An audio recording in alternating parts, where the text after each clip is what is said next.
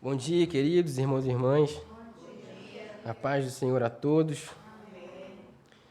Graças a Deus. Estamos aqui mais uma vez para louvar e exaltar o nome do Senhor. Chegamos na nossa última lição da revista hoje. Lição número 13. Chegamos na nossa última lição. E vamos tratar mais uma vez dos aspectos práticos daquilo que vimos até aqui. Eu peço também que você abra a sua Bíblia no livro de 1 Coríntios.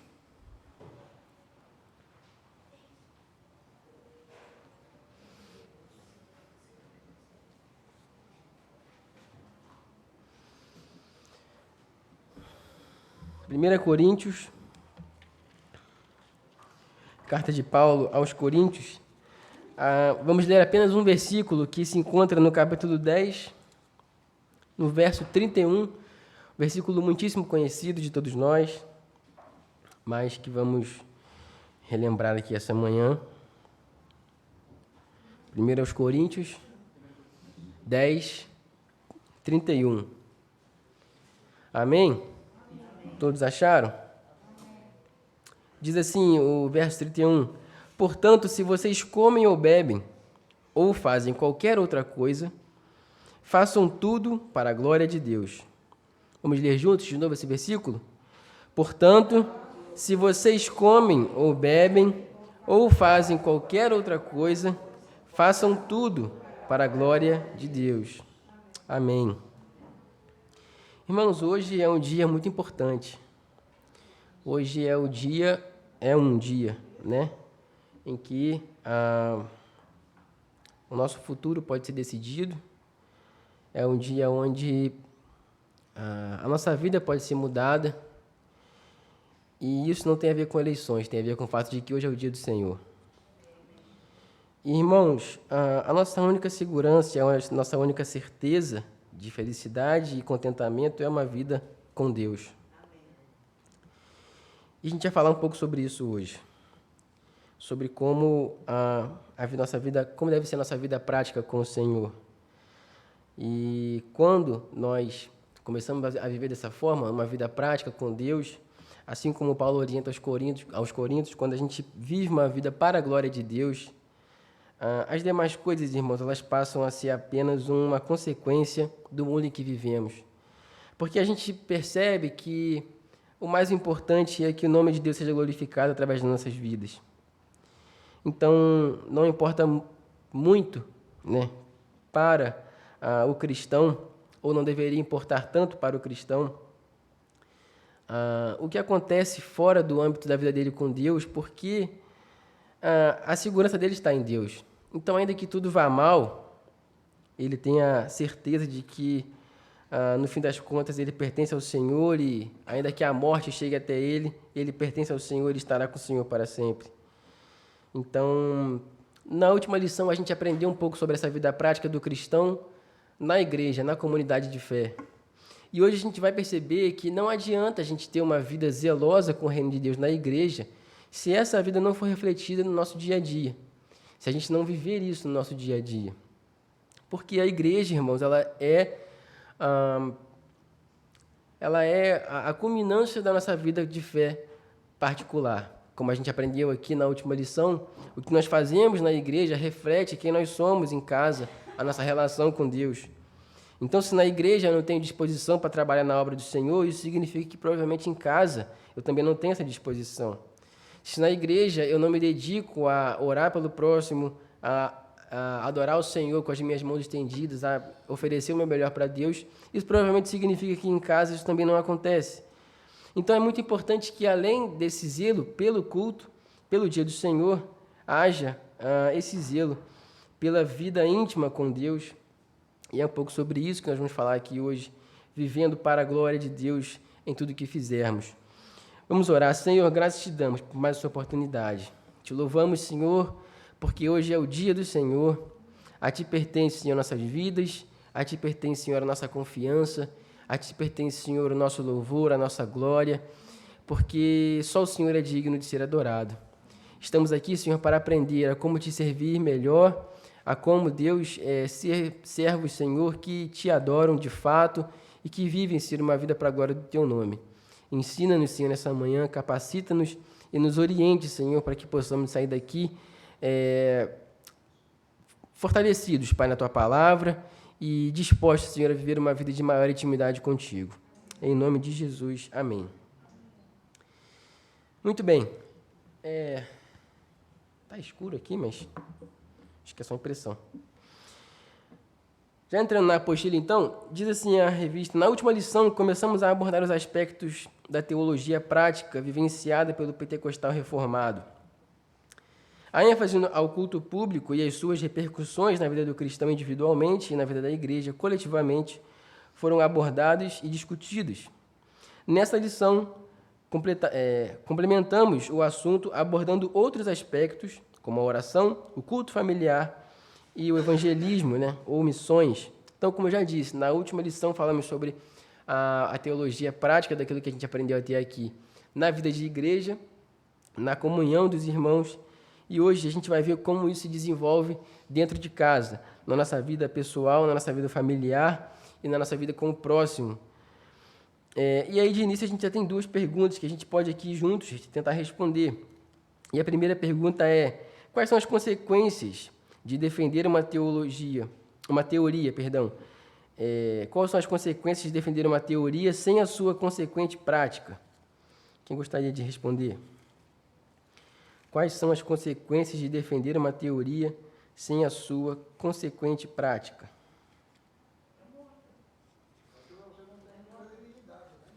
Não tem credibilidade, é uma teoria que, por si só, ela perde o valor, Porque se eu digo uma coisa e eu mesmo não pratico aquela coisa, das duas, uma, ou eu sou maluco, ou essa coisa a qual eu defendo está errada, A gente olha, por exemplo, lá para os fariseus, e a gente via um pouco disso, Eles sabiam muito da teoria, eles tinham muita teoria acumulada, mas eles não sabiam sequer como praticar a teoria que eles mesmos desenvolviam. Então, o perigo da gente falar muito e agir pouco é o que a gente vai ver daqui a pouco no livro de Tiago, Que a gente percebe que os nossos atos, aquilo que nós fazemos, eles confirmam a nossa fé.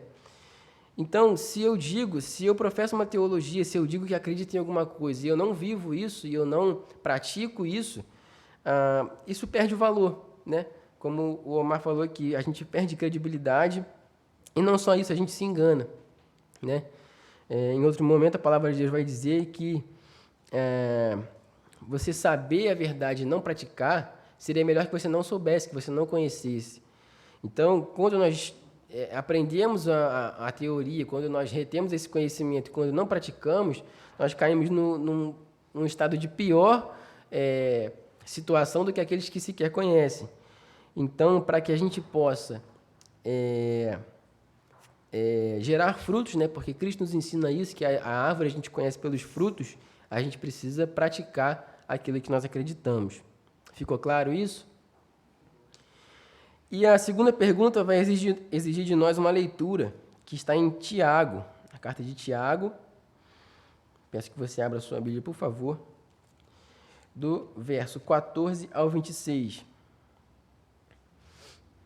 Diz assim o texto, peço que você preste atenção na leitura. Meus irmãos, qual é o proveito se alguém disser que tem fé, mas não tiver obras? Será que essa fé pode salvá-lo?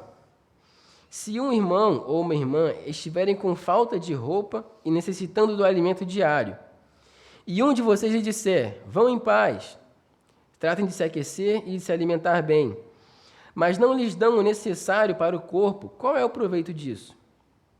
Assim também, a fé, se não tiver obras, por si só é morta. Mas alguém dirá, você tem fé e eu tenho obras, mostre-me essa sua fé sem obras, e eu com as obras lhe mostrarei a minha fé. Você crê que Deus é um só? Faz muito bem. Até os demônios creem e tremem. Seu tolo, você quer ter certeza de que a fé sem obras é inútil? Por acaso não foi pelas obras que Abraão, nosso pai, foi justificado quando ofereceu seu filho Isaque sobre o altar? Você percebe que a fé operava juntamente com as suas obras e que foi pelas obras que a fé se consumou?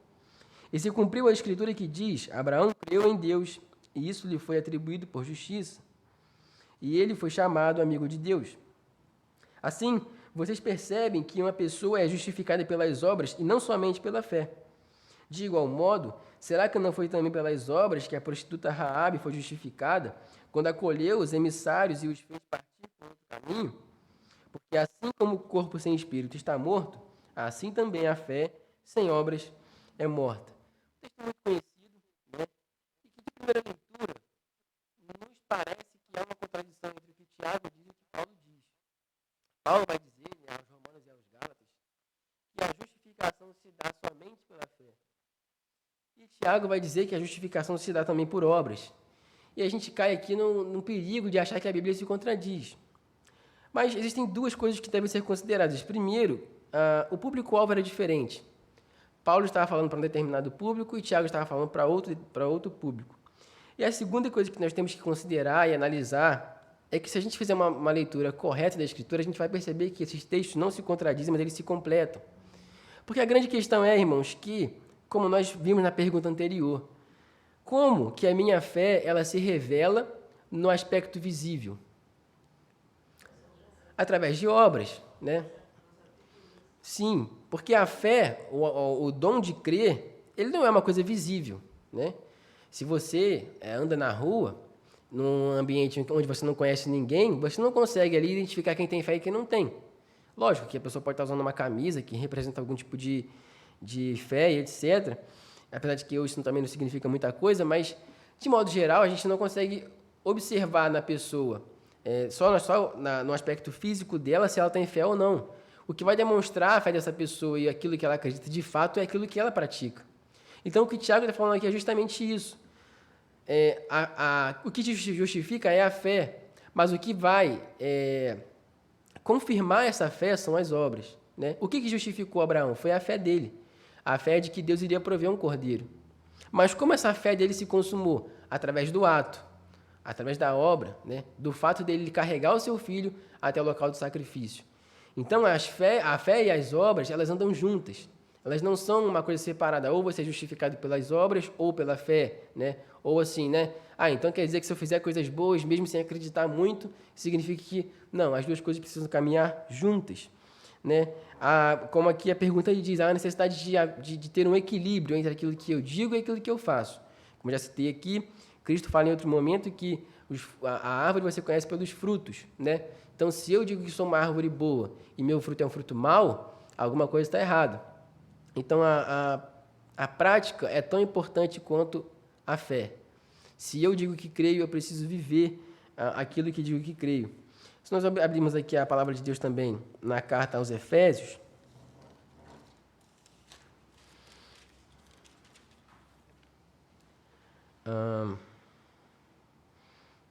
Efésios capítulo 2,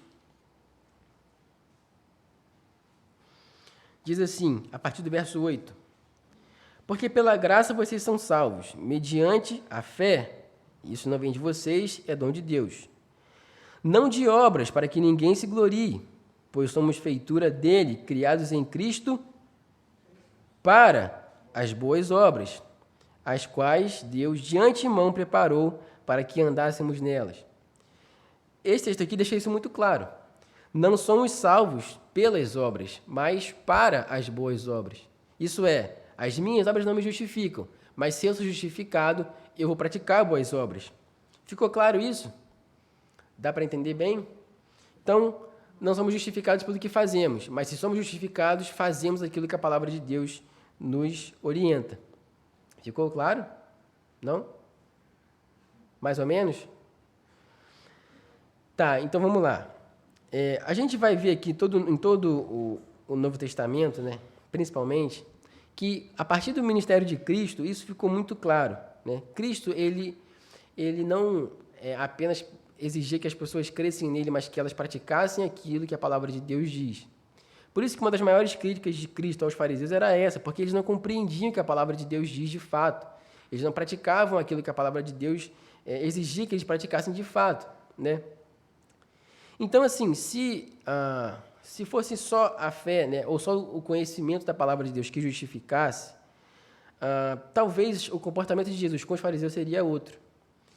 Mas acontece que não acontece que a verdadeira fé ela vai se provar através das boas obras. Então, assim, não é que se eu praticar isso vai ser suficiente, se eu fizer boas obras isso vai ser suficiente, mas que se eu sou cristão, isso vai acontecer naturalmente na minha vida. Eu naturalmente vou demonstrar boas obras. Então, assim, é como diz o texto de Tiago. Se você vai, por exemplo, pregar a palavra de Deus em um ambiente onde as pessoas passam fome e algum outro tipo de necessidade. Se você chegar lá apenas com a sua fé, aquelas pessoas provavelmente não vão te ouvir. Porque elas têm uma necessidade urgente que é se alimentar, que é fortalecer o corpo delas. Porque se elas não fortalecerem o corpo, talvez elas não sejam capazes de te ouvir, porque há uma necessidade ali naquele momento que precisa ser suprida. Então, quando eu pego a minha fé e transformo ela em obras, né, e ali dou um alimento para aquela pessoa, e a partir disso eu desenvolvo um diálogo com ela que me faça ter a condição de expor a ela o Evangelho, de expor essa pessoa ao Evangelho, isso é a verdadeira fé. Porque eu não estou indo só com a minha fé, mas também com obras, porque eu percebo que há uma necessidade tão urgente para aquele momento que aquela pessoa precisa ser suprida para que ela tenha a condição de ouvir a palavra de Deus. E isso se reflete no nosso dia a dia, né? Se eu digo que tenho fé em Deus e em Cristo e no Evangelho, mas no meu ambiente de trabalho eu sou uma pessoa que participa de corrupções, né? Eu sou uma pessoa que participa ali de fofocas e intrigas, eu sou uma pessoa que não dá bom testemunho, que fala palavrão, né? Que me irrita ali com os colegas de trabalho, estou sempre brigando. Isso quer dizer o quê? Alguma coisa está errada. Porque se a minha prática não condiz com aquilo que eu digo, que creio, então é como eu falei antes, ou eu sou maluco, né? Ou então a minha base está colocada no lugar errado. Como a gente viu na lição anterior, é por isso que nossas bases devem estar firmadas em Cristo, porque quando estamos em Cristo percebemos que essa vida tem que ser refletida em tudo que fizermos. E é o que a gente vai ver aqui no decorrer dessa lição. Não basta eu falar que creio, eu preciso provar isso através de atitudes, né? E não é assim, provar para que a outra pessoa me veja e pense, não, ele é santo. Sim, é uma coisa natural. Não é tipo assim, eu vou fazer porque eu tenho que provar, mas eu vou fazer porque eu creio que isso é o certo, eu creio que... Porque quais são os dois grandes mandamentos, né? Amar ao seu Deus sobre todas as coisas e ao seu próximo como a ti mesmo. Amar ao próximo como a mim mesmo vai exigir de mim boas obras. Vai exigir de mim que eu tenha práticas visíveis para que essa pessoa, né, receba de mim o amor que Deus colocou em meu coração. Então, se eu digo que creio, eu também preciso praticar. Eu não sei se me equivoco, por exemplo, tem uma postura, porque Jesus chamava muito a atenção aos fariseus. Eles faziam regulamentariamente as coisas, mas eles não tinham o coração entregue às coisas que tinham que fazer. Sim. Por isso eles questionavam cada coisa que eles faziam, porque o coração deles estava longe. Exatamente. Absolutamente. Hoje acontece a mesma coisa. Sim. Por isso somos tão questionados, porque falamos que somos cristãos, mas nossas atitudes Sim. distam muito disso. E não temos que ser palavrão. Sim, sim. Palavrão é certo. Aham. Mas é a arrogância, é a soberba, Vaidade. é a vaidade, é não aceitar que está equivocado, é falar mais alto, é não ouvir, ou querer ter a razão sempre. Sim. É falar que eu tenho a razão, o outro não. É querer falar, eu sei mais que você. Em vez de ser humilde, porque quem nos manda é o Senhor. A primeira coisa que Ele ensina é a humildade. Sim. E ele que está mostrando para que ele, porque o único que o conhece, Uhum. a gente conhece, é o Senhor. Sim. E ele que olha para nós, nosso coração. Sim. Então, as boas obras, Ele realmente vê em nosso coração. Então, essa que é a questão. Porque o oposto também é verdadeiro. Se eu fizer as minhas boas obras sem fé, Também não serve de nada. Qualquer um faz, aliás, Toda religião prega boas obras. Você não vai achar uma religião que... Quer dizer, até tem algumas que ensinam algum tipo de crueldade, enfim, terrorismo, etc. Mas, assim, a maioria, né, principalmente entre os irmãos ali, é você se tratar bem. Esse é o grande equilíbrio que a gente tem que encontrar, porque as boas obras, né, a fé vem de Deus. E aí, a gente lidar com a fé é até uma coisa assim que é mais transcendental. A gente entende que vem de Deus. Mas quando a gente começa a praticar boas obras e isso toma um lugar no nosso coração demasiado, aí vem a vaidade, aí vem a arrogância, e aí a gente começa a achar que talvez, por aquilo que a gente faça, a gente seja melhor que o outro. A gente, entendeu? A gente esteja num grau acima do outro. O que também é... E aí é por isso que o apóstolo Paulo vai dizer que a gente tem que o tempo todo se examinar. Porque se eu pratico as boas obras para mim, então de nada vale, entende? Esse é o grande mistério da fé cristã e a grande dificuldade de andar nesse equilíbrio, de você fazer aquilo que a palavra de Deus te ordena, porque você ama o Senhor, e não porque você ama a si mesmo, né? Porque você ama a Deus, e não porque você quer louvor de alguém, ou o próprio louvor, porque eu acho que o pior de todos esses é o ego, né? Porque o ego, ninguém vê. Tem até a história de um pastor que ele passou muito tempo lutando contra a pornografia. Muito, muito tempo. E aí venceu e, enfim, se tornou pastor depois de ter vencido essa batalha, etc. E ele foi no aeroporto, e nesse aeroporto tinha lá, isso já aconteceu tem muito tempo, né? Não era época de celular, era bem antigamente. E chegando no aeroporto tinha aquelas bancas de jornal e ali tinha algumas revistas que tinham, enfim, mulheres nuas e etc. E ali, naquele momento, ele se viu tentado, né? Ele se viu tentado a voltar aquele fantasma do passado que voltou a assombrá-lo, e aquilo perturbou o coração dele, né? Porque ele se sentiu ali ameaçado. E ele diz que ele ficou num embate ali grande, ali naquele momento, mas que ele conseguiu sair dali vitorioso. Que aquilo ali não... Porque ele estava num lugar desconhecido, ele deixa claro isso, então se ele pegasse aquela revista, ninguém saberia que ele é pastor, então para ele ficaria tudo bem.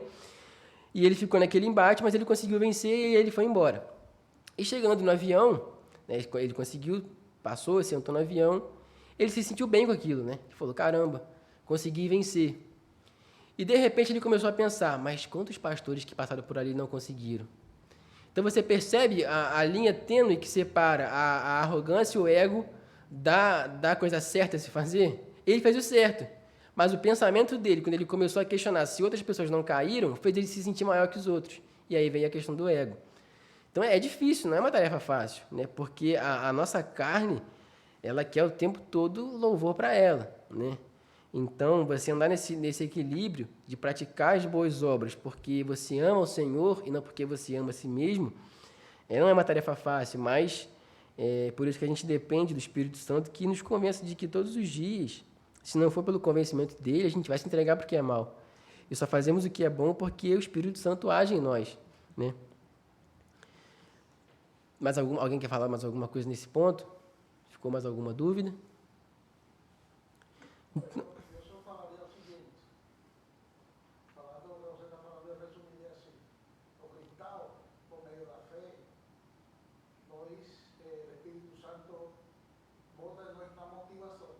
Uhum. Esa motivación tem que gerar obra. Esa obra y esa fe tem que gerar la exaltación do nome de Deus. Sim. Se isso mudar essa equação, algo está errado. Exatamente. O que o Omar disse aqui é que quando nos convertemos, o Espírito Santo muda o nosso coração, somos convencidos, então, a partir disso, a viver uma vida de práticas, né, de boas obras, e isso deve gerar glória para o nome de Deus. Caso contrário, tem uma coisa errada. E é exatamente isso, né? Por isso que Paulo vai dizer que em todas as coisas a gente tem que fazer para a glória de Deus. Então, quando você deitar a cabeça no travesseiro, se pergunte, né? O que eu fiz hoje foi para a glória de Deus ou foi para mim mesmo, né? O que eu fiz hoje resultou glória para o nome de Deus ou resultou glória para o meu eu? Essa é a grande pergunta que a gente tem que se fazer todos os dias. Mas como a gente pode, né, fortalecer o nosso espírito para que a gente viva nessa vida equilibrada? Através da oração, né? É o próximo ponto da nossa revista aí. Diz assim, é essencial que estejamos em um diálogo constante com Deus. Orar sem cessar não significa um monólogo ininterrupto, mas a expressão das diversas formas de contato com Deus, quais sejam adoração, ação de graças, súplicas e confissões. A oração ela tem diversos pontos, né? Então, assim, a oração, principalmente, ela não se resume em petições. A gente tem esse vício, né? Assim que a gente começa a orar, a gente já quer pedir coisas para Deus. Mas a oração ela tem diversas características, como ele coloca aqui: ações de graça, adoração, confissões.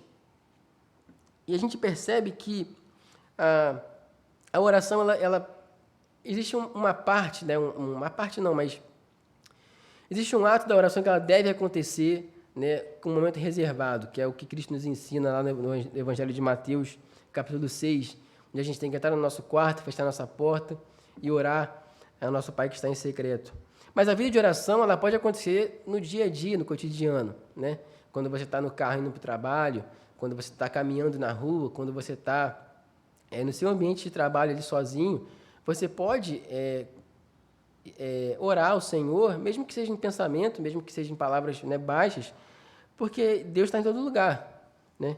Então, assim, às vezes, né, a gente se encontra numa situação inesperada, no meio da rua ali, uma situação que a gente precisa do socorro de Deus, né? Às vezes não dá tempo de ir para o quarto e fechar a porta. E não há nada que nos impeça de recorrer ao nome do Senhor onde quer que estejamos, né? Ou então, quando a gente está no nosso dia a dia, a gente recebe alguma coisa que a gente sabe que vem da parte de Deus, a gente tem que dar graças a Ele, né? Quando a gente está num restaurante na rua, a gente tem que dar graças pelo que a gente está comendo, porque o Deus que a gente serve em casa também está na rua. Ele está com a gente o tempo todo. Então, orar sem cessar também tem a ver com isso, ou você orar aonde quer que você esteja.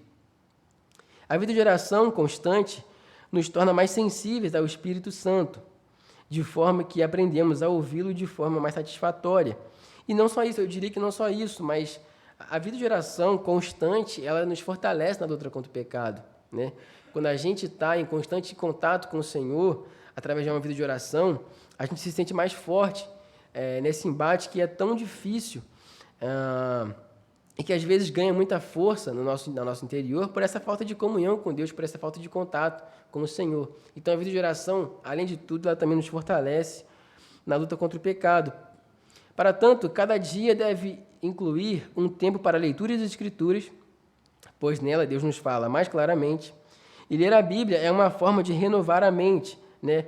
Texto muitíssimo conhecido de Romanos 12, 2. De renovar a mente nesse mundo tão atolado de informações e tecnologias. A oração é igualmente fundamental. Mas como orar, né?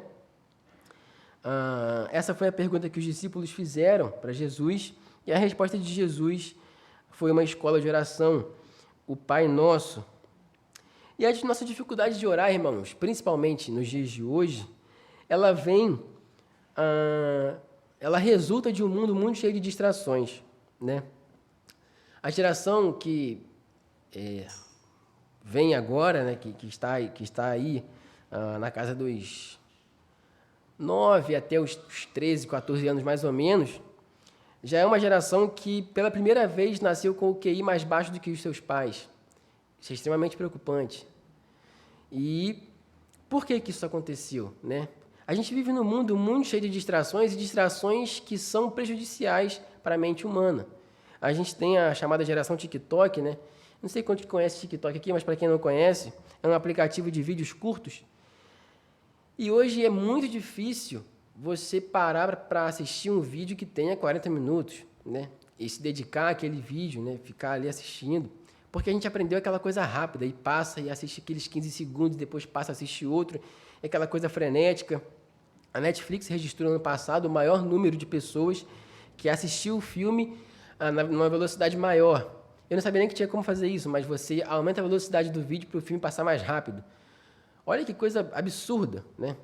Quer dizer, o diretor do filme tem todo um trabalho de preparar a filmagem, de encaixar cena por cena, de fazer um diálogo, né, pausado ali às vezes para poder dramatizar a situação. O jovem vai lá e coloca para passar mais rápido. Você perde até o proveito da situação, mas por que há essa necessidade? Porque é uma geração que quer tudo para ontem, quer tudo muito rápido, que não está acostumada mais com a espera, né? Que não consegue mais parar e se concentrar para fazer alguma coisa. Eu trabalhei, né? Ainda trabalho, mas agora eu estou trabalhando em home office, mas trabalhei durante muito tempo presencialmente em escolas, E, cara, é impressionante a maneira como os jovens não têm mais essa questão de sentar e parar para ouvir. É uma coisa assim, sentou, aí tem que sair para beber água em algum momento, tem que sair para ir no banheiro e levanta para conversar, e não tem mais aquela coisa de sentar e parar para ouvir. E isso, de modo geral, vai também afetando nós que somos mais velhos. É muito estranho falar isso, porque, enfim, né? Mas agora eu já sou pai, então eu tenho esse direito. Isso afeta nossas vidas de alguma forma, porque a gente vai se acostumando com isso. E a gente vai se habituando com isso, né? Que desgraça que é esse negócio de Instagram, que a gente pega, às vezes, com a intenção de ficar 5 minutos, e quando a gente passaram 50 minutos. Porque é uma coisa que suga o nosso tempo, a gente vai se distraindo, vai passando, enfim. É uma coisa, né, demoníaca. John Piper fala que no dia do juízo, Twitter, Facebook e Instagram serão uma das grandes razões pelas quais muitos serão condenados ao dizer que não oraram ao Senhor e não tiveram uma vida devocional com Ele porque não tiveram tempo. Porque se tinha tempo para isso, tinha tempo para orar e para ler a Bíblia, porque essas coisas são menos essenciais. Então, todas essas coisas dificultaram as nossas vidas de viver uma vida de oração, porque hoje a gente não consegue mais ficar quieto, em silêncio, num ambiente ali, nós e Deus. A gente quer que tenha alguma intervenção externa. Então, se a gente vai orar, a gente leva o celular com a gente, né? E se a gente estiver orando e o telefone vibrar, a gente dá só aquela espiadinha, ver se é importante, se não é, a gente continua a oração. Se for importante, a gente interrompe. E, meu Deus, né? O que é isso? É uma loucura. Esse mundo é muito frenético. Então, irmãos, aqui vai uma dica, né? Pise no freio.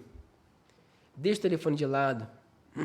Se você tem, né, filhos pequenos ou adolescentes, dê a eles um tempo determinado. Eu lembro que lá em casa, assim que a gente teve um computador, cada um tinha só 1 hora por dia. E eu era extremamente revoltado com isso. Mas como assim? 1 hora dá para fazer nada. E aquela adolescência você quer ficar o tempo todo, né? E, enfim, às vezes você marcava de conversar com aquela menininha que não estava na mesma hora que você. Nossa, era um sufoco. Mas isso não era ruindade dos meus pais, era zelo. Porque se você não tiver se você não tiver esse cuidado, a chance da coisa sair do controle é muito grande, né? Então, hoje você tem crianças de 4, 5 anos que têm um telefone. Já é um telefone delas. Então, a gente precisa pisar no freio, irmãos, porque essas coisas, elas interferem diretamente na nossa vida de oração. E eu não consigo acreditar que essas coisas são em vão. Para mim, isso tem um objetivo. Essa distração, né, da massa tem um objetivo que é justamente tirar das pessoas esse aspecto transcendental de você observar a criação, de você contemplar as coisas que Deus fez, de você parar e observar as coisas ao seu redor e perceber que Deus está em tudo ao nosso redor, porque Ele age em nossas vidas através de tudo, e isso atrapalha a nossa vida de oração, né? E aí, quando a gente vai orar, é aquela oração fast food, né? Senhor, te entrego o meu dia, o dia da minha família, abençoa todo mundo, em nome de Jesus, amém. Que isso, né? Não dá nem tempo de Deus anotar o que a gente está falando, porque a gente fala muito rápido.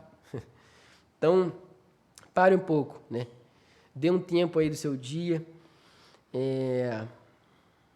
Aquilo que a gente faz com o nosso tempo diz muito sobre aquilo que nós cremos. Então, se eu dedico mais tempo ao meu celular do que à minha vida com Deus e com a minha família, isso quer dizer alguma coisa. No Pai Nosso, começamos pedindo a Deus que glorifique o seu nome. Vamos abrir, né, a palavra de Deus em Mateus 6.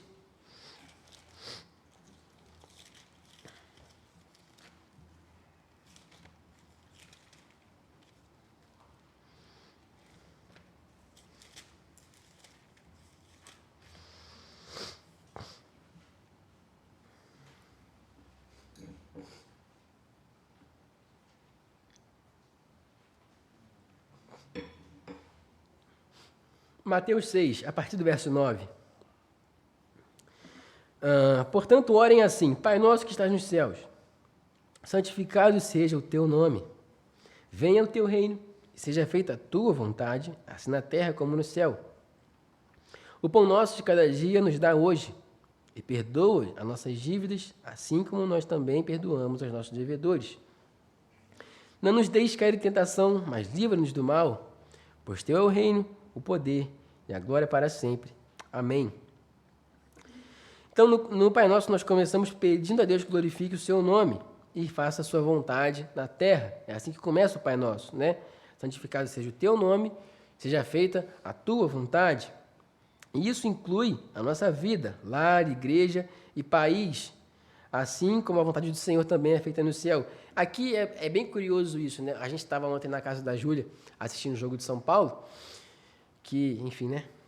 Não vou aqui falar o resultado porque nós temos irmãos que torcem para São Paulo aqui na igreja. Foi um dia triste para eles.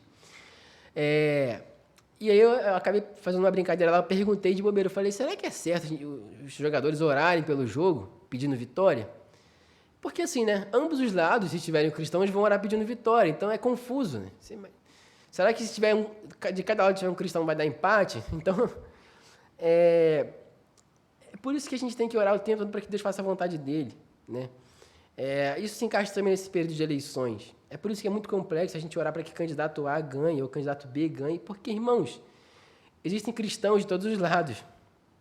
Existe gente orando para todos os lados. Então, assim, Deus não é Deus de confusão, né? Deus não vai assim, né? Ah, não, mas 30% oraram por esse, 50% oraram por esse, então eu vou dar preferência para isso. Isso não existe. O que existe é a vontade de Deus, que é boa, perfeita e agradável. Então, a nossa oração é: Deus, faça a tua vontade, né? Que seja como o Senhor quer e não como eu quero. Porque a gente quer muita coisa, né? E às vezes a gente acha que sabe o que é melhor para nós, mas a gente nem sabe. Então, olha como começa, né, o Pai Nosso: seja feita a tua vontade, assim na terra como nos céus. E isso é muito importante. Colocar a vontade do Senhor à frente da nossa já é uma demonstração de submissão ao Deus a quem servimos. Em seguida, pedimos o pão de cada dia, perdão por nossos pecados e proteção de Deus contra as tentações e todo mal. Nesse ímpeto, oramos pelas pessoas que prezamos. O que essa oração nos mostra é que precisamos planejar a nossa vida de oração. Você percebe que o Pai Nosso ele segue uma ordem, ele segue ali ele tem um modelo a ser seguido? Então, assim, qual é a primeira coisa da nossa oração? É glorificar o nome de Deus, né? Senhor, santificado seja o teu nome, né? O Senhor merece toda a honra, toda a glória, a ti pertence o nosso louvor, né? Que seja feita a vontade do Senhor. Isso é a gente colocar prioritariamente as coisas de Deus à frente das nossas. É louvar o nome do Senhor antes de qualquer coisa. E aí sim, a gente coloca o pão nosso de cada dia, né? E é legal essa colocação, porque isso nos ensina a orar diariamente, porque não é o pão da semana do mês, é o pão de cada dia. Então, cada dia a gente coloca diante do Senhor a provisão que nos é dada, né? E o perdão, enfim. Há uma ordem na oração que é um modelo, né? Então, assim, não sei orar, né? Muita gente já passa por isso. Eu não sei orar. Pega o Pai Nosso, tenha isso como modelo e a partir daqui, certamente, você vai desenvolver uma vida de oração muito saudável. Perguntas. Qual tem sido os desafios para o cultivo da vida devocional? Como você pode melhorar nisso? Uma pergunta pessoal, e eu acho que cada um deve responder para si só quais são esses desafios, mas a gente pode levantar aqui, talvez, quais são esses desafios que nos cercam aí para o cultivo dessa vida devocional. Eu já falei aqui alguns, mas se alguém quiser citar outro, quais são esses desafios, né, que dia a dia atrapalham uma vida de devocional saudável na nossa vida pessoal com Deus? Quem gostaria de citar algum? Preguiça é um desafio? É um desafio, né? Porque, de fato, existem pessoas que passam o perrengue do tempo, né? Às vezes a pessoa pega no trabalho às 7 horas da manhã, tem que pegar ônibus, etc. Chega em casa às 10 da noite, muito cansado. Então, a preguiça ela pode ser um fator que atrapalha esse momento devocional, né? Pode ser preguiça, pode ser cansaço. Pode ser... não, sim, mas ainda assim, a vida com Deus, ela deve ser prioridade, né? Então, Deus renova nossas forças. Ainda mais quando a gente busca o Senhor, Ele renova nossas forças. Essas coisas são importantes, irmãos, a gente deixar muito claro, porque assim, no dia do Senhor, acho que é importante a gente pensar dessa forma, né? Caso a gente seja acusado de não ter tido tempo para Deus, qual vai ser a nossa resposta? Eu acho que é bom a gente pensar em fazer esse exercício, porque assim, Senhor, foi o cansaço, opa, show, hein? Ainda bem que eu falei lá que era para vocês colocarem o jugo de vocês nos meus ombros e tomar o meu que é leve, né? Porque o Senhor renova. Então, assim, a gente tem que pensar que a nossa vida é uma vida vivida para Deus. E como eu falei, né? suponhamos que a pessoa não tenha tempo de orar antes de sair de casa, mas ela tem uma hora de almoço, né, no trabalho. Ela tem o decorrer do dia dela. Ela tem, talvez, o momento que ela está no ônibus, ou o momento que ela vai chegar em casa à noite, né, que ela vai fazer alguma coisa quando chega em casa, né. Antes de dormir tem alguma coisa. Então, assim, é mais uma organização desse tempo, né? Acordar mais cedo, uma hora mais cedo, antes de ir para o trabalho e ter o devocional antes. Enfim, João. Entender a oração de uma forma como relacionamento com Deus é muito mais fácil você ter uma vida de oração. Sim. Se você deixar Deus muito distante, você não sente vontade, obrigação, porque essa relação ela é distante. Então não precisa falar com essa pessoa. Mas se você traz Deus para a tua vida, o convida a participar, até se você está conhecendo o teu arroz, ele muito obrigado por Deus, está dando louvor, tudo isso você traz Deus para um relacionamento mais pessoal, mais íntimo, próximo. E isso automaticamente vai te fazer orar em qualquer momento. Sim. Deus se torna uma necessidade, né? Privado por si e pelas outras necessidades de outros irmãos ou pessoas, como uma coisa totalmente normal, como eu estou falando Sim. aqui nesse momento. Então as pessoas distanciam Deus da sua vida e com isso sente aquela dificuldade de constantemente ter uma vida regular de oração. Sim. Nossa, eu estou lá, vou dirigir, vou dizer para pai, guarda na estrada, tudo, e vai cantando louvores, ou então você está andando na rua, meu Deus, muito obrigado por esse dia, ou encontrou alguém, Deus, manifesta o poder nessa vida aí, transforma, liberta. Então isso tem que ser uma coisa, Automático, um né? relacionamento. Sim. Então às vezes a gente coloca Deus Distante. a quilômetros da nossa vida e parece que a oração é uma coisa assim que acontece esporadicamente, Sim. acidentalmente. É só a gente colocar no aspecto prático, né? Suponhamos que há um casamento, né? E aí o marido e a esposa passam a semana inteira sem se falar, só se falam no domingo. Qual é a chance desse casamento dar certo? Zero. Porque uma das bases de um casamento é o diálogo, né? É você conversar com a pessoa, é você ter ali o diálogo. Deus parece que a gente quando vai orar, até no nosso quarto, parece que a gente formaliza muita coisa. Grandíssimo Deus querendo enganar Deus com essas coisas. Às vezes, Deus, estou aborrecido, me ajuda nesse momento. Sim. Ou Deus, estou triste, me levanta. Então, a pessoa formaliza como se Deus fosse uma autoridade distante, inacessível, e não é. Sim. Então, a gente tem que ter um relacionamento com Deus, amigo mais de amizade pessoal, de servo, Senhor e Senhor, de pai e filho, de rei e servo.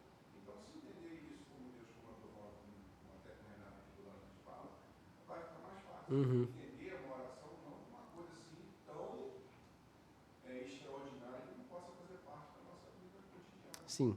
É como eu estou dizendo, né? Assim como o diálogo é necessário para um casamento dar certo, o diálogo com Deus, né? O que vai determinar a nossa relação com Deus, se ela é uma relação saudável ou não, é esse diálogo que temos com Ele, né? Só essa questão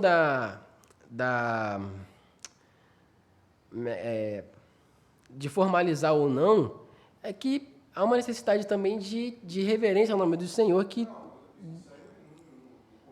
A posição de Deus em relação à nossa vida, ela permanece como Senhor e Rei, guardadas as reverências.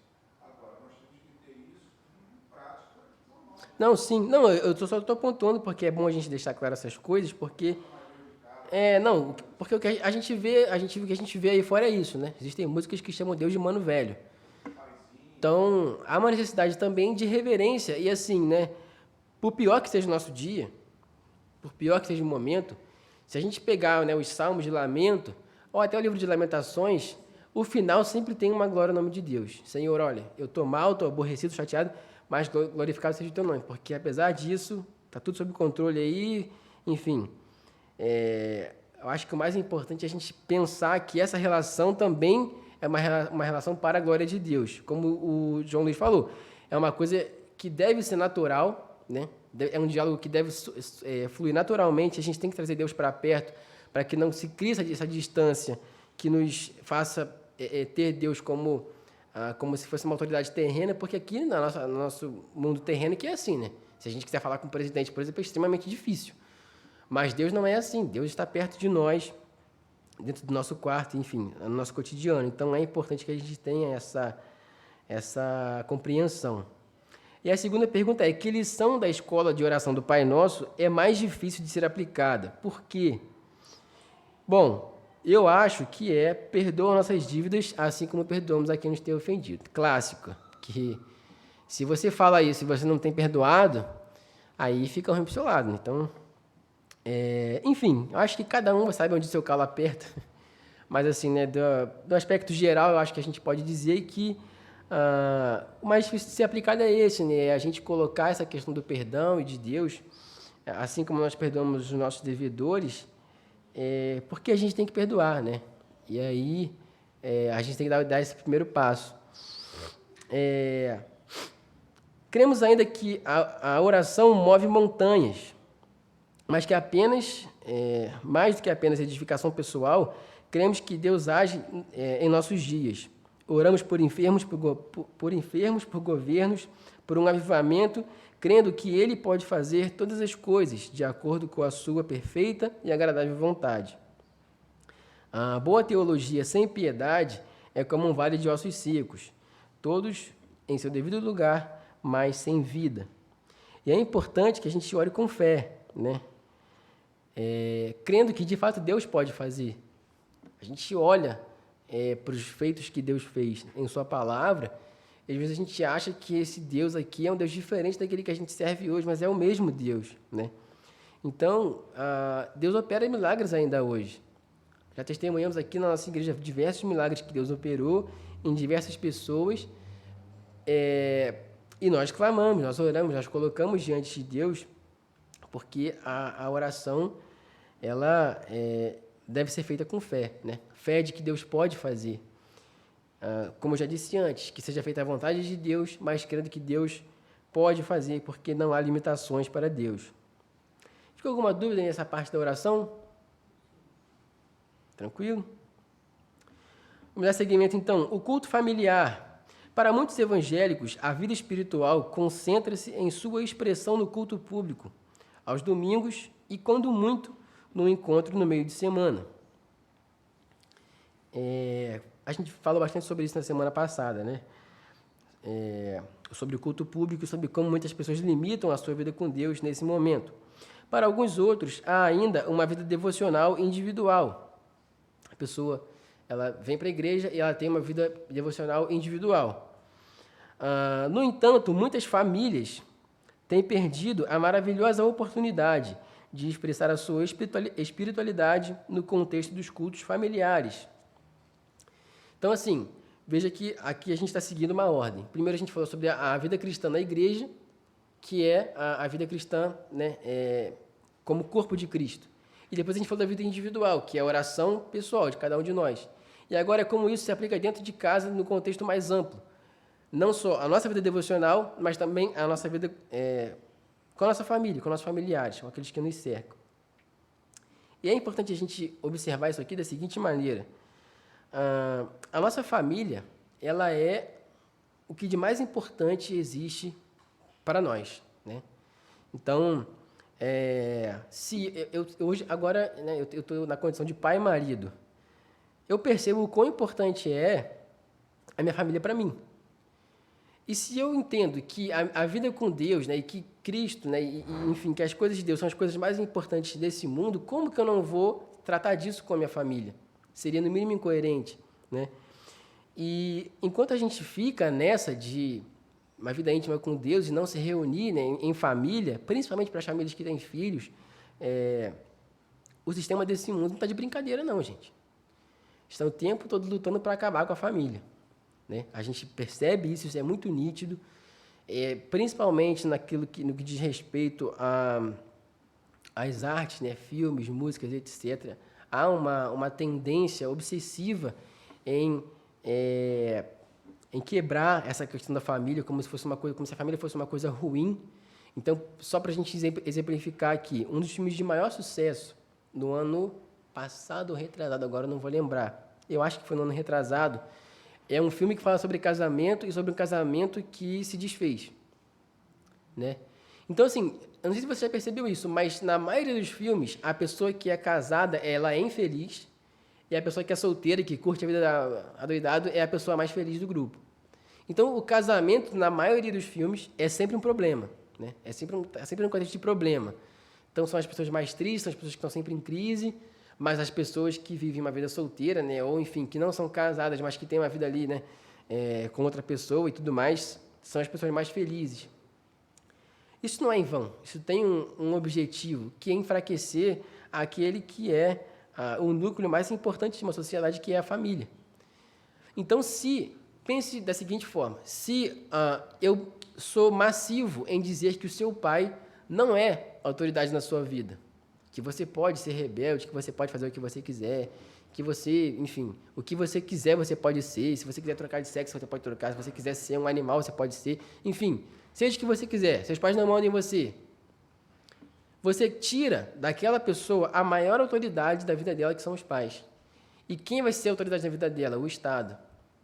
E é curioso porque o sistema diz assim, né? Não, seus pais não podem te obrigar a fazer nada, mas o Estado te obriga. Só que as pessoas não enxergam isso, né? E aí, assim, é muito importante que a gente pense dessa forma. Se eu não fizer, o sistema está fazendo, né? Enquanto eu estou aqui relaxado, tipo, não vou fazer culto doméstico, não, deixa que aí, quem quiser ir, vai, quem não quiser, não vai. O sistema desse mundo está trabalhando incessantemente para destruir esse que é o núcleo familiar.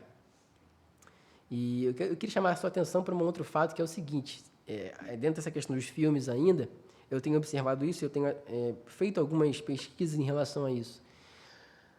Os casais héteros sempre são infelizes, sempre tem problema. E os casais homoafetivos sempre são felizes. É sempre uma coisa muito cor-de-rosa, é risinho para todo lado, é aquela coisa maravilhosa. Então, cara, tem intenções por trás disso, a gente tem que ficar ligado.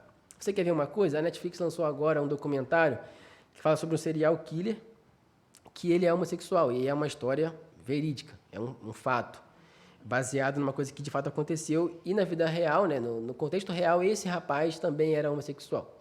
A Netflix catalogou essa série, né, colocou uma tag lá de que tinha conteúdo LGBT, porque de fato tem.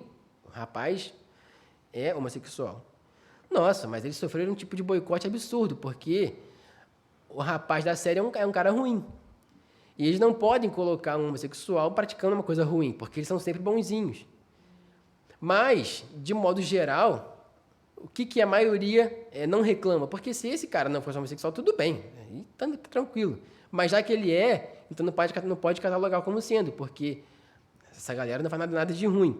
Então, assim, é como eu sempre digo, a nossa guerra não é contra as pessoas, mas é contra esse sistema que quer nos impor essas coisas e quer trazer isso pra gente o tempo todo, como se o que a gente estivesse vivendo fosse um inferno, sendo que não é, né?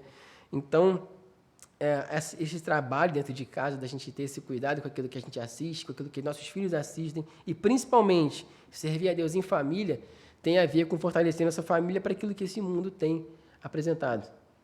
Eu comecei a ver essa série. Uhum. Ela é uma série é uma série forte, uma série pesada. Ela tem acho que 9 episódios, eu assisti 3 até agora. Não é uma série pra você ver, tipo, de pancada de uma vez só. Maratonar, né? Pra você pegar, olhar e ir digerindo aquilo tudo, porque ela é uma série muito forte, porque o rapaz, ele é um assassino, ele tinha a questão, tipo, toda das práticas dele, então era uma coisa, tipo, bem forte. Mas essa série, ela também mostra um pouco da vida dele antes dele começar a fazer essas coisas. E você vê ali, a série, ela faz questão de mostrar de como que a família dele era antes dele se tornar o que ele acabou se tornando. Era um pai que tinha uma relação com ele até boa, mas a relação dele com a esposa era péssima. Eles brigavam todo dia. A mulher, ela teve depressão pós-parto, mas que naquela época não se sabia o que era. Então a relação dela como mãe com os filhos não foi uma boa relação. Eles viviam nesse ambiente de briga e gritaria e não ter esse momento em família de olha o que eu estou fazendo na escola, olha como é que foi meu dia, meu trabalho, aconteceu isso, esse diálogo não tinha. E teve uma cena do terceiro episódio, que é os pais já separados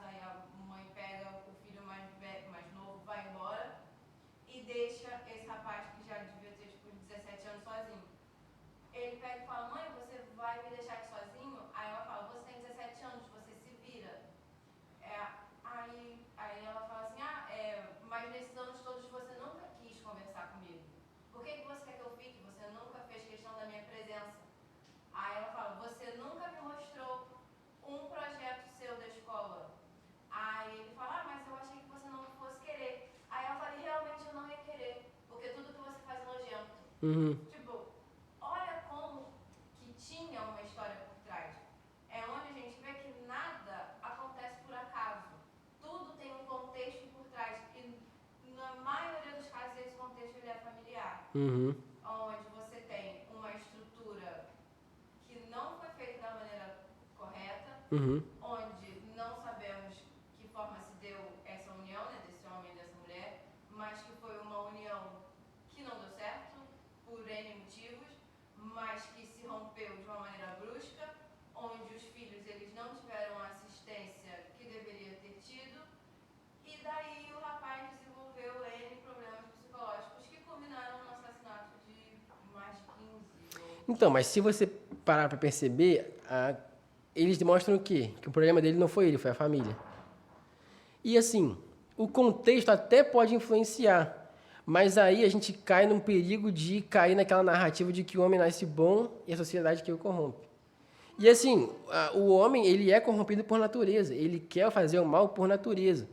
Então, assim, eu acho que é pior a série mostrar isso, porque dá a entender que ele é assim, porque a família dele é uma família ruim, entendeu?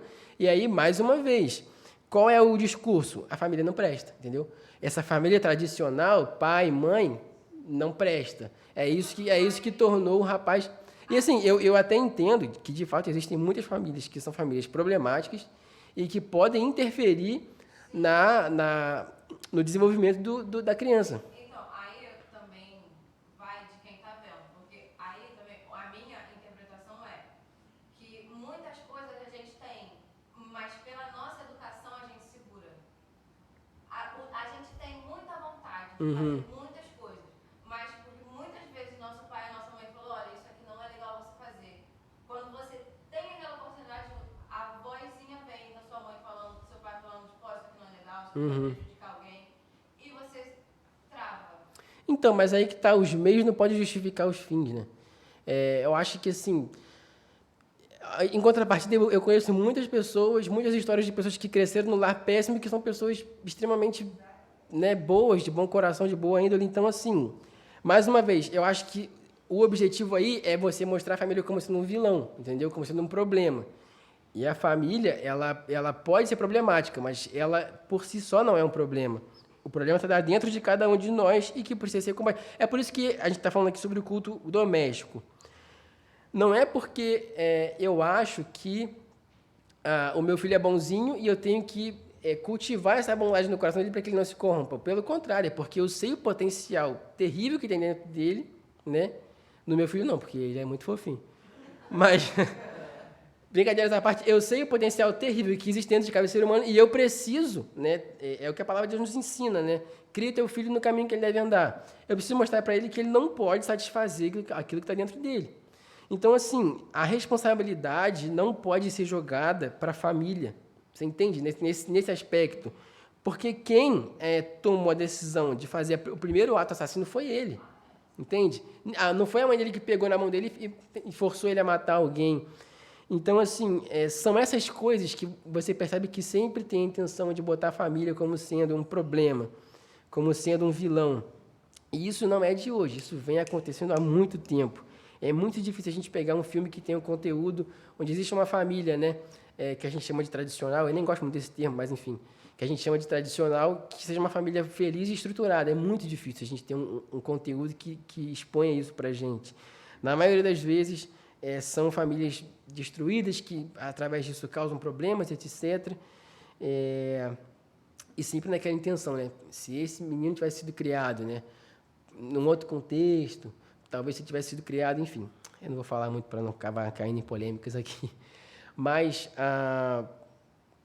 o que a gente precisa fazer diante de tudo isso? Fortalecer a nossa família, né? Fortalecer o que vem de dentro, né? Os nossos que estão de dentro. A revista vai dizer, desde a Reforma Protestante, passando pelos puritanos, foi dada uma grande importância na adoração no lar. Eles criam que sem uma reforma na família, seria impossível reformar a igreja. Para tanto, cada lar era considerado uma pequena igreja, que de fato é. Cada pai, um pequeno sacerdote, cada família, um pequeno rebanho. E é exatamente isso, né? A palavra de Deus ensina que o homem deve ser sacerdote do seu lar, e não é à toa, né? E aí é que está. a grande contravenção, porque se nós vivêssemos numa sociedade praticante da fé cristã, como dizem ser cristãos, nossa, seria muito diferente. Porque se você imagina que se cada homem, nominalmente cristão, agisse como um sacerdote dentro do seu lar, efetivamente, nosso contexto seria outro, né? Então, a gente precisa viver na prática aquilo que a palavra de Deus nos ensina, né? Criar nossos filhos no caminho que eles devem andar, chamar nossa família para viver, para participar desse culto doméstico e preparar os nossos para aquilo que está lá fora, né? E sempre orientar que nós servimos a um Deus vivo, né? E esse Deus exige coisas das nossas vidas que nós temos que fazer, temos que praticar. Então, para que haja esse fortalecimento da família e para que a gente não se deixe levar por aquilo que esse sistema diz, é necessário servir a Deus em família. Perguntas. Leia Deuteronômio 6. Eu vou pedir a um irmão que abra em Deuteronômio 6, verso 4 ao verso 9. Quem vai abrir? Campos. Deuteronômio 6, 4 a 9. E outra pessoa, por favor, Salmo 78, de 3 ao 7. Quem pode abrir Salmo 78, 3 ao 7? Claudinha. Beleza. Pode. Campos, por favor.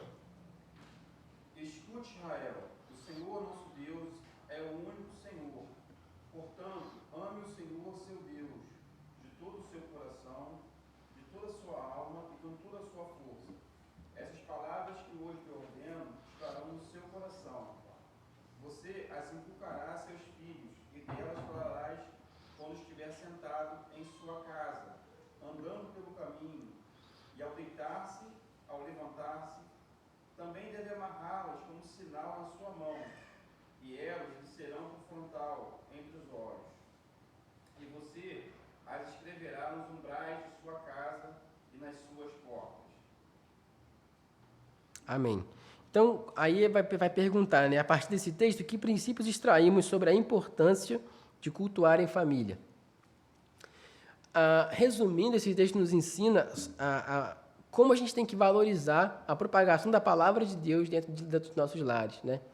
Ele usa o termo inculcar, que é colocar na mente, é inserir na mente, né, daqueles que moram conosco a palavra de Deus, é escrever nos umbrais da porta, isso é andando, é agindo, é deitando, é levantando, isso é o tempo todo. A palavra de Deus deve nortear o nosso lar, deve guiar a prática da nossa casa, deve ser um momento, uma coisa natural no nosso lar. Então, na hora de corrigir o seu filho, corrija com a palavra de Deus. Na hora de conversar com a sua esposa, onde vocês tiverem ali algum tipo de discussão, usem a palavra de Deus para que seja mediador dessa discussão, né? Na hora de orientar o filho, orientar a esposa, orientar o marido, use a palavra de Deus para fazer essa orientação. Tudo isso exige de nós um conhecimento da palavra de Deus, para que a gente tenha condições de, como diz o texto de Deuteronômio, quando a gente se sentar ali junto, ter condições de propagar essa palavra e de educar a nossa família nos caminhos do Senhor.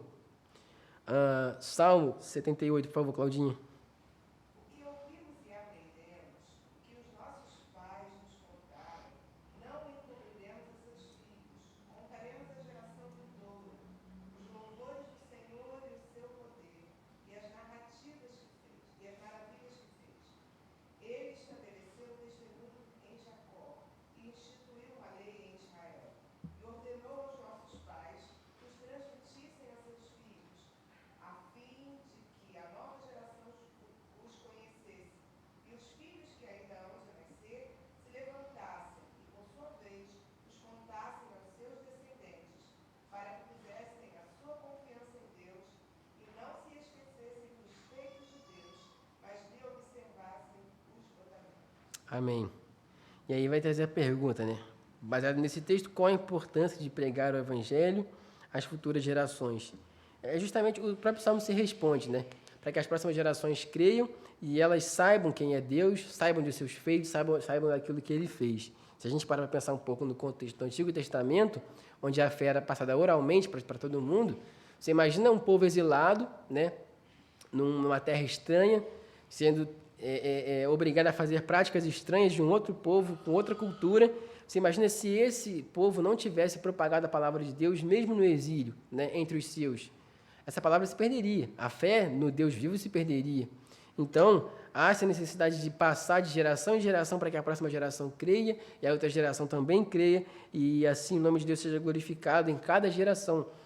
E para isso, mais uma vez, é importante que a gente conheça a palavra de Deus, a gente tenha condições de passar isso adiante.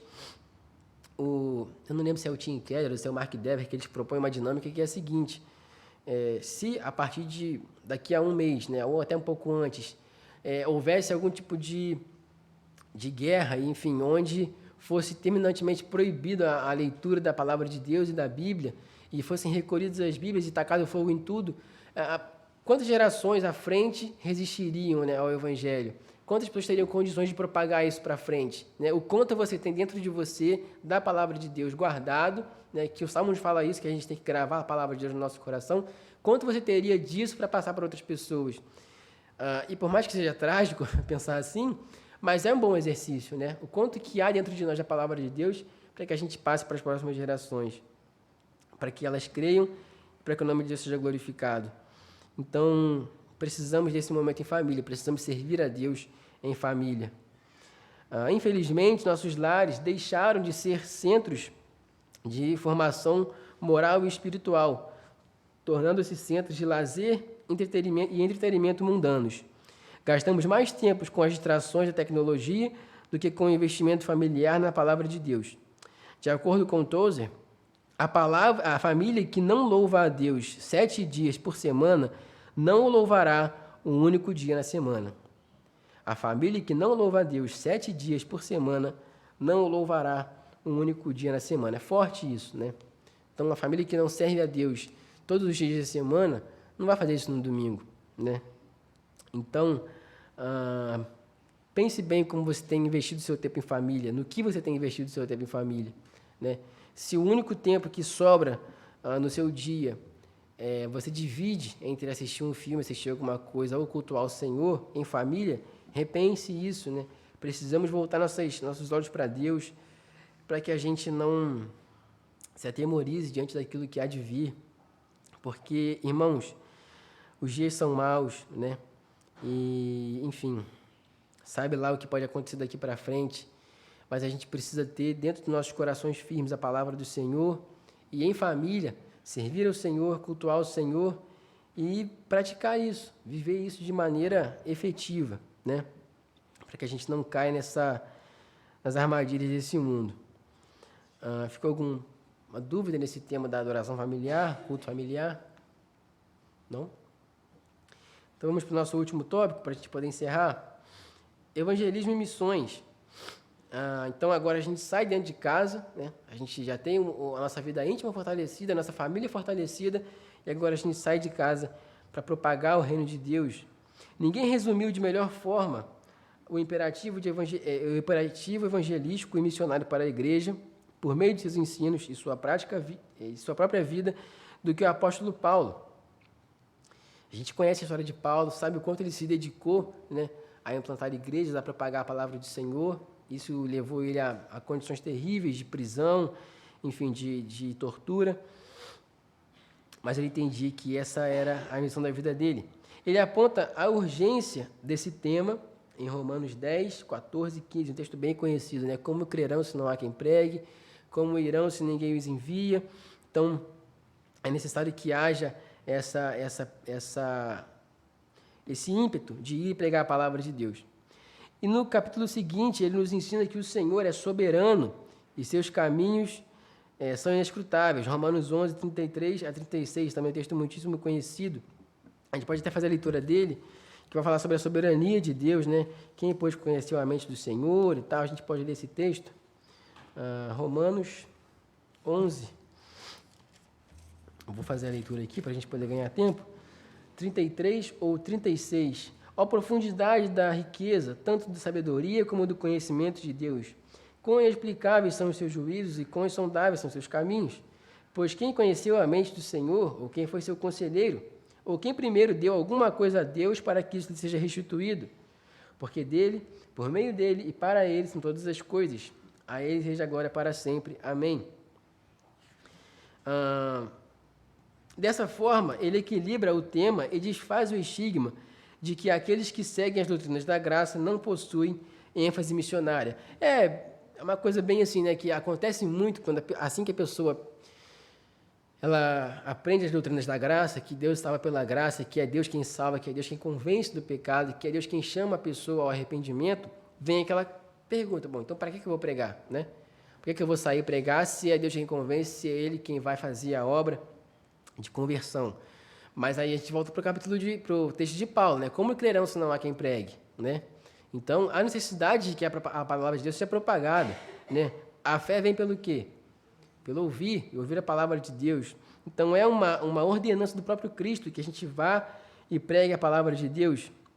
E a revista vai continuar. Pelo contrário, muitas vezes, a noção da depravação radical, se bem entendida, né, do quão o ser humano ele é depravado e o quanto ele está entregue ao pecado, isso pode ainda catalisar um impulso evangelístico da igreja, uma vez que o homem precisa totalmente de Deus, não tendo a oportunidade de se salvar, né, de salvar a si mesmo por alguma coisa que possa fazer. Então, olha para o nosso mundo ao redor, né? Olha para o que a gente tem visto no nosso mundo ao redor. São coisas boas? Não. A gente tem visto um mundo extremamente decaído, um mundo entregue, né, aos prazeres, à depravação e à luxúria, enfim, ao pecado. E o que isso deve motivar em nós? O desejo de pregar a palavra de Deus, né? É como eu tenho o costume de dizer. Se eu estou vendo que uma pessoa próxima a mim está caminhando em direção ao inferno e eu não faço nada, né, e eu não propago a palavra de salvação para ela, sendo que eu sei que ela não pode se salvar, então tem alguma coisa errada comigo, né?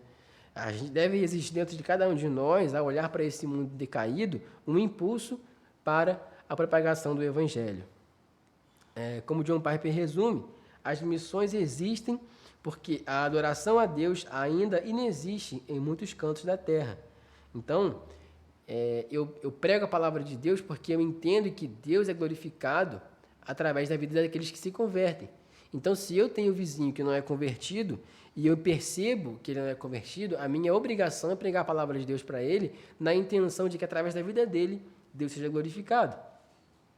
O pentecostal reformado deve ser rico, tanto no ministério de evangelização quanto no de compaixão, submissos à grande comissão, né? Texto de Mateus 28, 18, onde Cristo diz, né? Vão para todo mundo, pregue o evangelho, batizando e ensinando, a se manter firme na fé e fazendo discípulos, fiéis à palavra para a glória de Deus. E aí vem as perguntas, né? Leia Mateus 28, 18 a 20. Vamos abrir aqui rapidinho.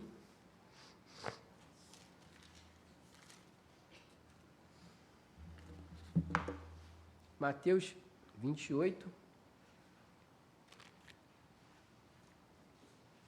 – 18 a 20. Jesus, aproximando-se, falou-lhes: toda autoridade me foi dada no céu e na terra. Portanto, vão, façam discípulos de todas as nações, batizando-os em nome do Pai, do Filho e do Espírito Santo, ensinando-os a guardar todas as coisas que tenho ordenado a vocês, e eis que estou com vocês todos os dias, até o fim dos tempos. E aí pergunta, né, quais são os elementos essenciais da grande comissão? Quais são os elementos essenciais da grande comissão? A gente pode, né, direto no texto. Primeiro elemento, vão, né? Isso é, a disposição de sair, de ir, pregar o evangelho. O segundo elemento, fazer discípulos. Então não é só ir, né, lançar a semente e ir embora. É ir e ter um acompanhamento, fazer discípulos, caminhar com aquela pessoa, caminhar com ela. E aí a segunda, né, terceiro elemento, batizando-os em nome do Pai, do Filho e do Espírito Santo. Isso é, depois que essa pessoa estiver já no contexto de conhecimento da palavra de Deus e convencimento de seus pecados, então ela se batiza. Quarto elemento, ensinando-os, quarto e último, né, a guardar todas as coisas. Então, são esses os elementos, é ir, é fazer discípulos, é batizar, é ensinar. Então, esses são os elementos da grande comissão. Então, a Cristo nos chama para essa tarefa de pregar a palavra, de ensinar a palavra, de fazer discípulos, caminhar junto com as pessoas. É um imperativo de Deus, não é uma opção. E há essa palavra de Deus de que está conosco todos os dias até o fim dos tempos, que nos traz um refrigério e um encorajamento de que fazemos isso não por nós mesmos, mas pela força que age em nós através de Deus, porque Cristo está conosco todos os dias. E isso nos motiva, isso nos impulsiona a ir e pregar o Evangelho. Você consegue resumir em poucas palavras o que é o Evangelho?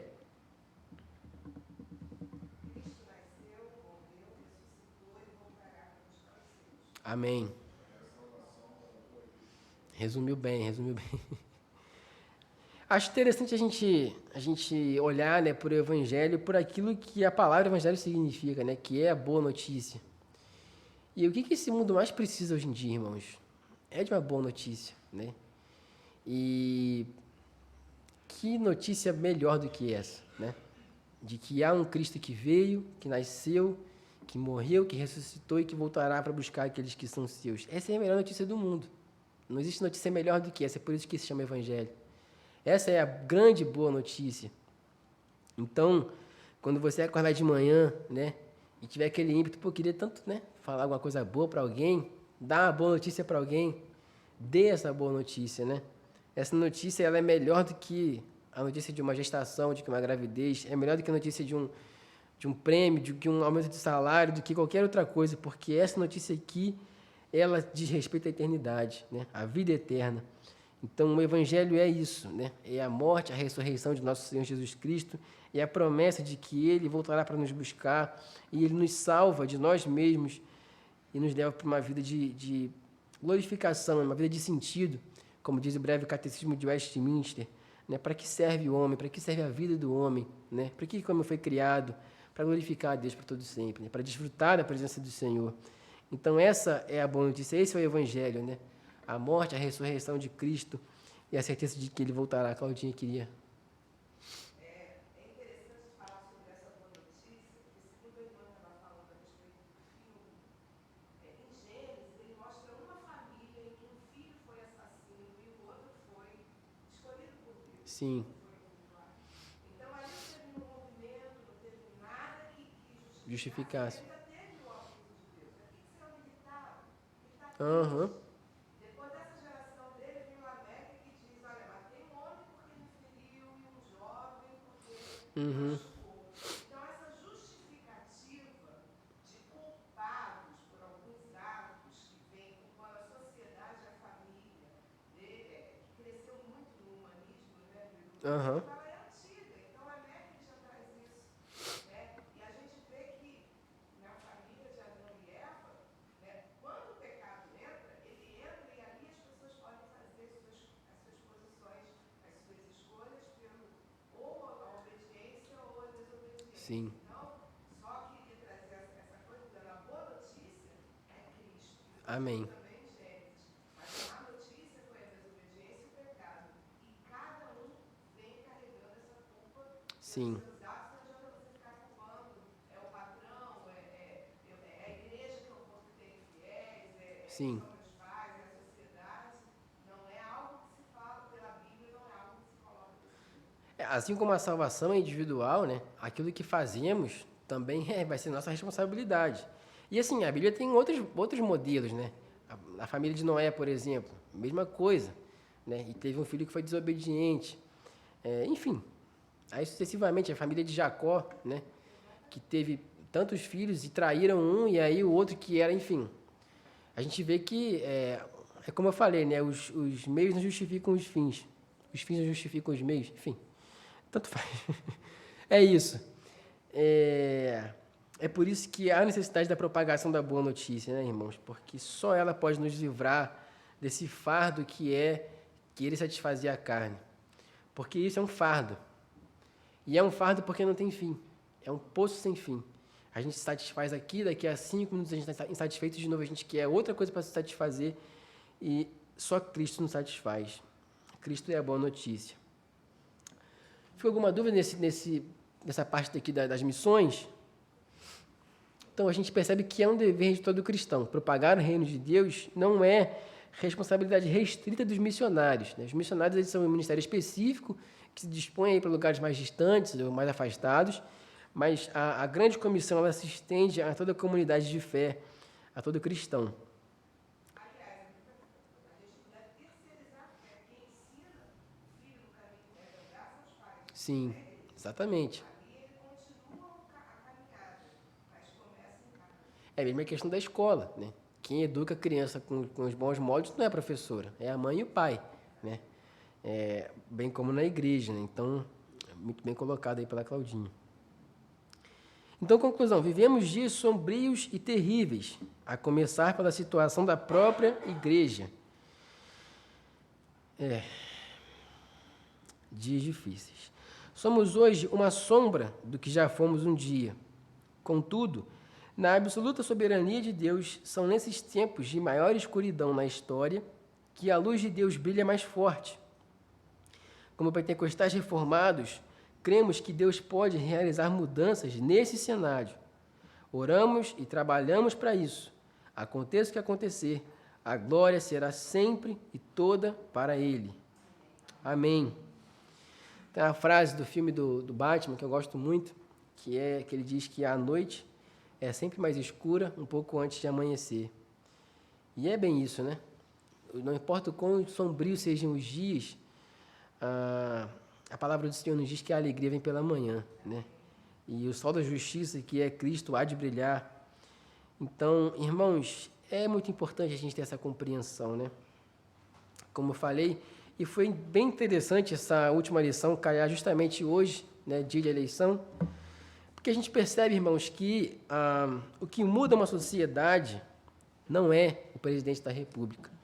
O que muda uma sociedade são cristãos que vivem uma vida cristã autêntica, dispostos a criar seus filhos no caminho que eles devem andar, né? A educar a seus filhos e se educar a viver a vontade de Deus.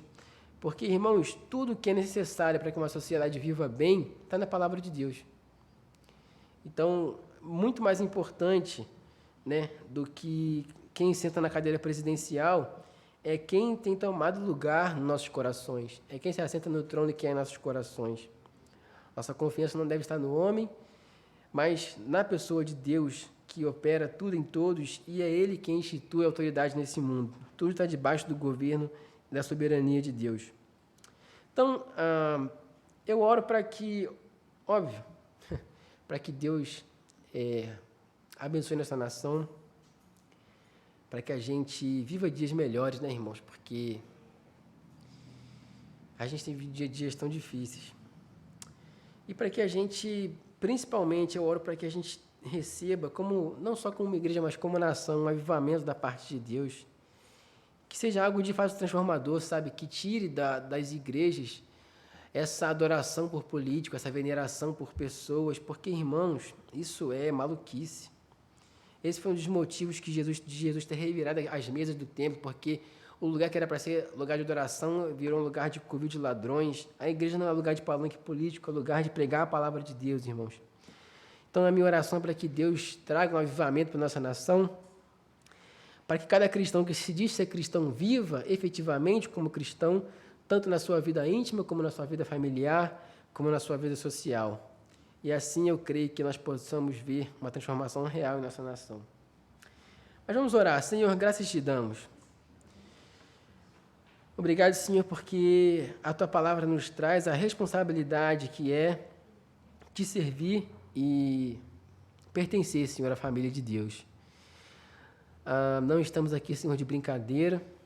Não estamos aqui, Senhor, para cumprir um ritual. Estamos aqui porque temos um dever de, como teus servos, viver como tais, frutificar, Senhor, dar bons frutos.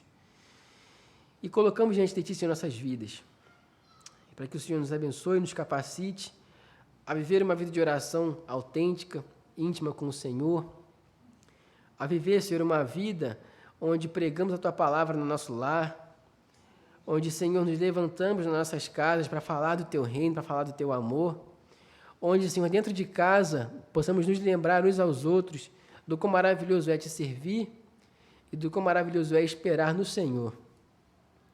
E que através disso, Senhor, da nossa vida pessoal contigo, da nossa vida familiar e comunitária na igreja, tenhamos plenas condições de pregar a Tua palavra e que as pessoas possam ver em nosso rosto, Senhor, o brilho nos olhos daqueles que receberam a boa notícia, que é o Evangelho de Cristo, que morreu, mas que ressuscitou e está vivo à destra de Deus Pai e que um dia voltará para buscar a sua igreja.